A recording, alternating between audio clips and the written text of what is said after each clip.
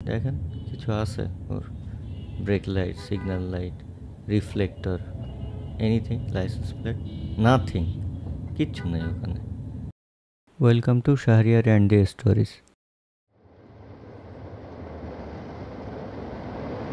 আসসালামু আলাইকুম ভিউয়ার্স।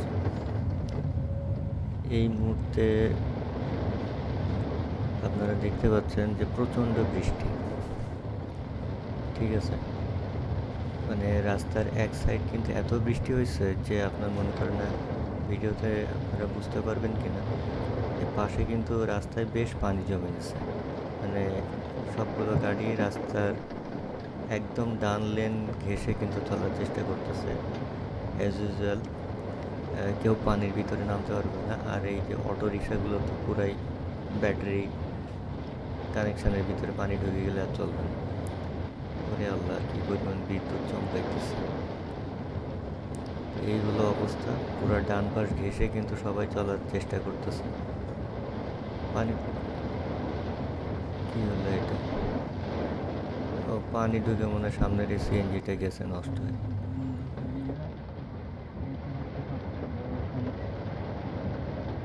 যাক, এখন আমাদের উত্তরা পর্যন্ত যাওয়া লাগবে। প্ল্যান হচ্ছে উত্তরাতে যাওয়ার।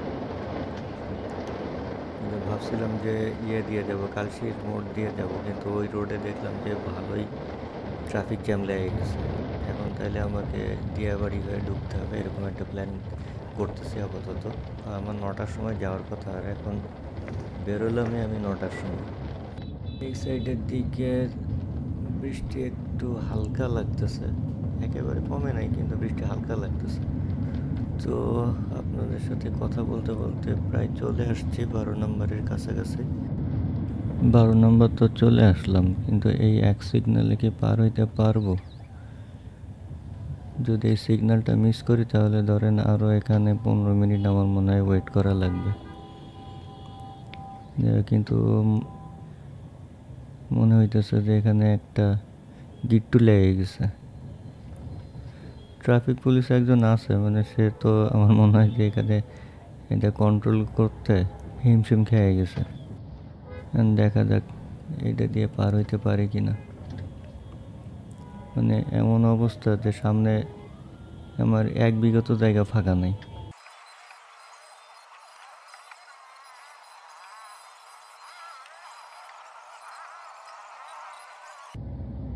অবশেষে গিট্টু ছুটে এসে পড়ছি।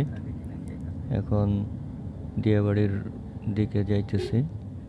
এটা আপনার হচ্ছে ইয়ার রোডটা কি জানি, ক্যান্টনমেন্টের পরে মিরপুর ডিএসএস আর হচ্ছে দিয়াবাড়ি যে কানেক্টিং রোড, ওইটা ধরে আমি উত্তরের ভিতরে যাবো আর কি। ওরে আল্লাহ রে, কীরকম বিদ্যুৎ চমকাইতেছে! দিয়াবাড়ি আর মিরপুরের কানেক্টিং যে রোডটা আছে সেটাতে চলে আসছি। এখন এই রোডটা ঠিক হওয়ার পর আজকে এই দ্বিতীয়বারের মতো যাইতেছি। আমার ডান দিকে যদি যাইতাম তাহলে মিরপুর ডিএইচএস পড়তো, আর বামে ক্যান্টনমেন্ট। তো এই রাস্তাটা এখন আসলে এত স্মুথ হয়ে গেছে, এত সুন্দর হয়ে গেছে যে বলার মতো না। কিছুদিন আগেও কিন্তু রোডটা এমন খারাপ ছিল, এটা নিয়ে একটা ভিডিও করা আছে আমার, যে off roading inside Dhaka city, এরকম একটা নামে। তো যদি আপনারা কেউ চান ওটা ভিজিট করে আসতে পারেন। যাই হোক, এখন আমি যাব অ্যাকচুয়ালি আপনার উত্তরা 7 নম্বর সেক্টরে। ওখানে আমার জন্য মানুষজন অপেক্ষা করতেছে। তো এতক্ষণে পৌঁছে যাইতাম 12 নম্বরে, তো একটু জ্যাম খাইলাম। আশা করি সামনে যতটুক ডিস্টেন্স আছে তা আমার এখান থেকে আর বেশিক্ষণ লাগার কথা না।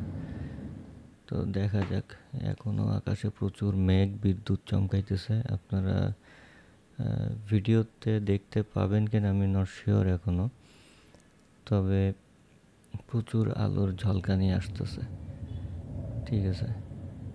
তো এই হলো অবস্থা। রাতের ভিডিওগুলো আসলে তেমন ভালো কোনো ওরে আল্লাহ, কি দেখাইলো এটা? কি দেখলাম? আল্লাহু আকবার। বিদ্যুতের ঝলকানিটা তোর মানে সেই রকম দেখলাম। উপকূলবর্তী এলাকাতে এরকম আগের ঘটনা শুনছি কিছু, যে আপনার বজ্রপাতে অনেকে মারা গেছে। ঠিক আছে, শহরের ভিতরে এরকম ঘটনা খুব বেশি শোনা যায় না, বাট উপকূলবর্তী এলাকাতে কিন্তু এরকম প্রায় সময় শোনা যায়। প্রতি বছরে এরকম দু একটা ঘটনা ঘটতো।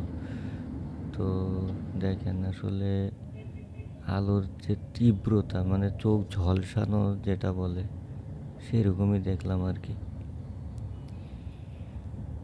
আল্লাহ সবাইকে নিরাপদে রাখুন। এই মুহূর্তে আমি আছি 18 নম্বর সেক্টরে, উত্তরা, এটা 18 নম্বর সেক্টর। মেট্রো রেলের নিচ দিয়ে যে রাস্তাটা করা হয়েছে সে রাস্তা ধরে আমি যাচ্ছি, মানে একদম শেষ মাথা পর্যন্ত যে রাউন্ড অ্যাবাউট আছে ওখান থেকে উত্তরা 12 নম্বর ওই দিকে টার্ন নেব আর কি। ভিউয়ার্স, আমি এখন জমজম টাওয়ারের সামনে বসে আছি। এখন আবারও জ্যামের গিট্টু কখন ছুটবে কে জানে। বেশ অনেকক্ষণই হয়ে গেল, কি করব বুঝতেছি না। অলরেডি 9:30 পার হয়ে গেছে, বিরক্তিকর। প্রায় 20 মিনিট পর এই জ্যাম ছুটলো। এটা মানুষের একটা ধৈর্য সহ্যের একটা ব্যাপার থাকে। একটা মানুষ যদি 20টা মিনিটের উপরে বা 20 মিনিটই যদি একটা জ্যামের ভিতরে বসে থাকে, তাহলে সে বাকি কাজ আর কখন করবে? আর এই যে বাসগুলো দেখতেছেন, না স্যার সিগন্যাল লাইট না কিছু, এর আবার ফিটনেসও পায় কেমনে আল্লাহ জানে। এ লাইনের তো বিধ্বংসী নাম রায়দা। দেখেন কিছু আছে ওর, brake light, signal light, reflector, anything, licence plate, nothing, কিচ্ছু নেই ওখানে। যাই হোক ভিউয়ার্স, আমি আমার ডেস্টিনেশনের প্রায় কাছে চলে আসছি। সামনে থেকে আমি ডানে ইউটার্ন নিব, কারণ 7 নম্বর সেক্টরে আমি যাব। রাতের বেলা অবশ্য ভিডিওগুলো তেমন ভালো হয় না, যেটা আমিও জানি। আর যে ক্যামেরা দিয়ে আসলে শ্যুট করতেছে এটা খুব প্রফেশনাল মানের কোনো ক্যামেরা না।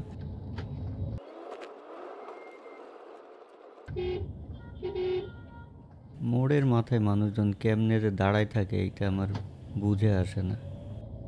এনিওয়েজ, তো আপনারা কষ্ট করে ভিডিওটা দেখলেন। আশা করি ভালো মন্দ যেটাই হোক কমেন্ট করে জানাবেন। আর আপনাদের সাপোর্ট পেলে আরও নতুন নতুন ভিডিও তৈরি করার উৎসাহ পাবো। তো আজকে এ পর্যন্তই। আপনারা ভালো থাকেন, সুস্থ থাকেন, এই কামনায় আমি শাহরিয়ার এখনকার মতো বিদায় নিচ্ছি। আল্লাহ হাফেজ।